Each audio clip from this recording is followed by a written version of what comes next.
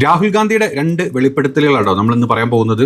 ഒന്ന്, നരേന്ദ്രമോദി, ഇന്ത്യയുടെ പ്രധാനമന്ത്രി നരേന്ദ്ര ദാമോദർദാസ് മോദി 1 ഇയറിൻ്റെ ഉള്ളിൽ രാജിവെച്ച് പുറത്തുപോയിടും.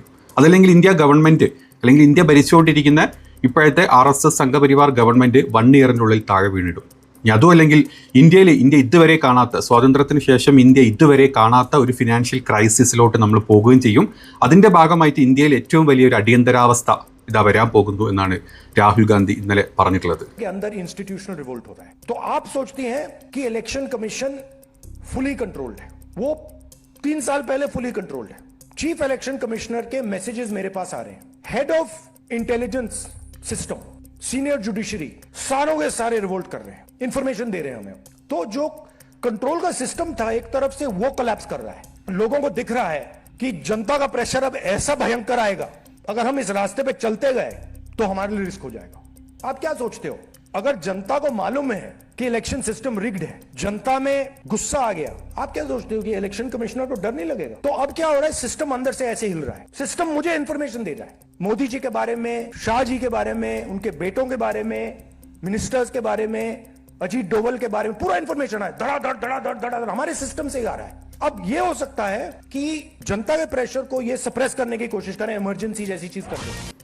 ഇത് മാത്രമല്ല, രാഹുൽ ഗാന്ധി ഇന്ത്യയുടെ ഫിനാൻഷ്യൽ ക്രൈസിസിനെ പറ്റിയും മറ്റ് എല്ലാ തരത്തിലുള്ള ഇന്ത്യ അഭിമുഖീകരിക്കാൻ പോകുന്ന പ്രശ്നങ്ങളെ പറ്റിയും പല സമയങ്ങളിലായിട്ട് പറയാറുണ്ട്.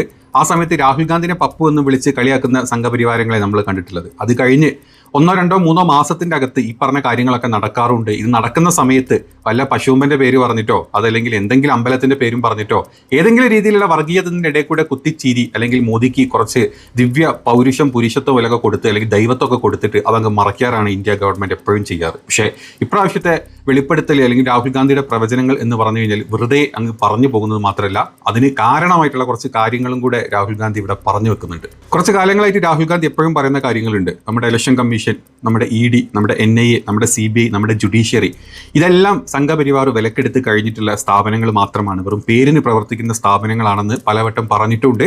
അതിൽ പല തെളിവുകളും അത് പലതരം ബോംബുകളായിട്ട്, ഹൈഡ്രജൻ ബോംബുകളും ആറ്റം ബോംബുകളൊക്കെ ആയിട്ട് ഇവിടെ രാഹുൽ ഗാന്ധി പൊട്ടിച്ചിട്ടുണ്ട്. അതിൻ്റെ തെളിവ് സഹിതമായിരുന്നു എല്ലാ പ്രാവശ്യവും രാഹുൽ ഗാന്ധി സംസാരിക്കാറുള്ളത്.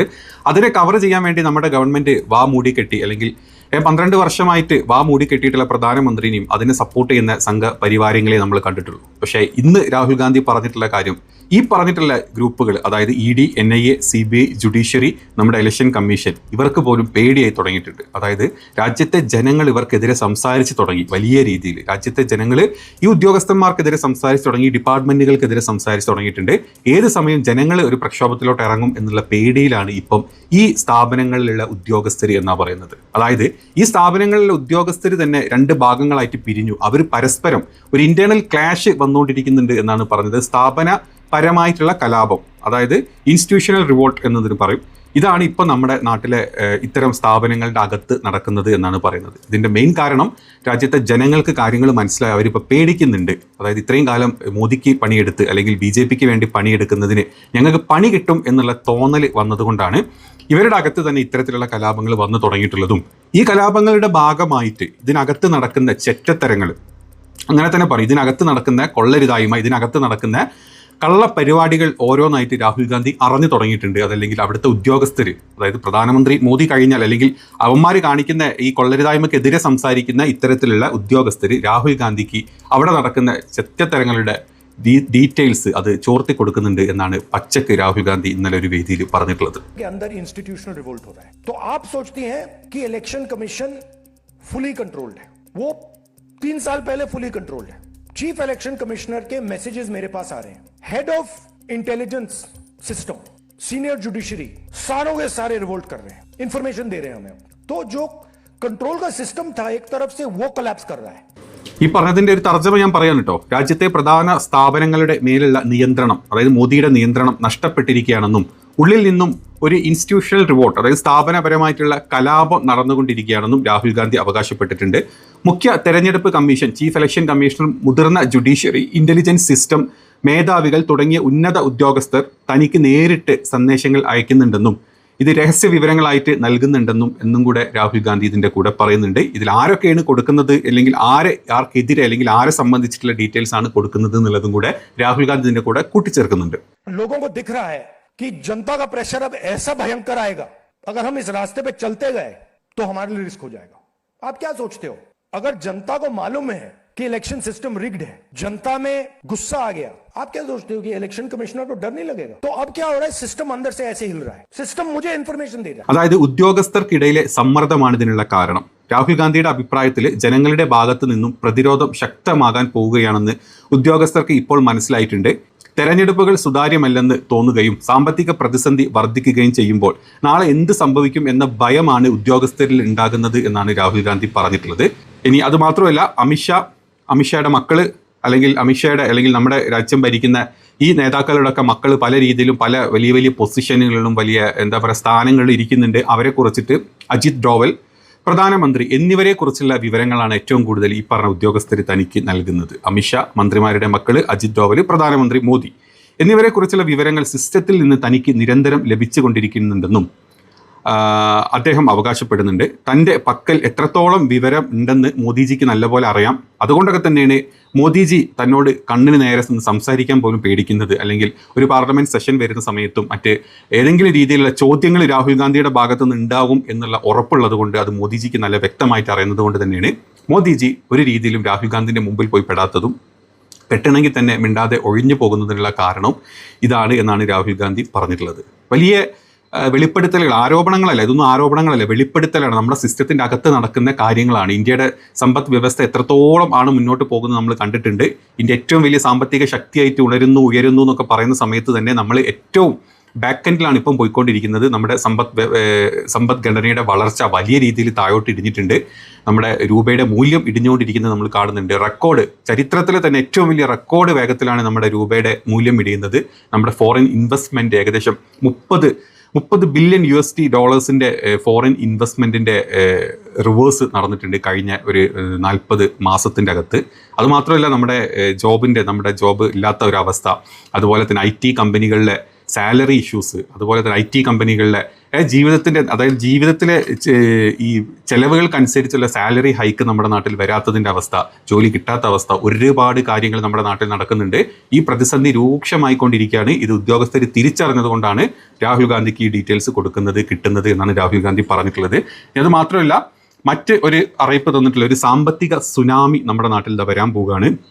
मोदी जी के बारे में, शाह जी के बारे में, उनके बेटों के बारे में, मिनिस्टर्स के बारे में, अजीत डोवल के बारे में पूरा इंफॉर्मेशन है, धड़ाधड़ हमारे सिस्टम से ही आ रहा है. अब ये हो सकता है कि जनता के प्रेशर को ये सप्रेस करने की कोशिश करें, इमरजेंसी जैसी चीज करते हैं.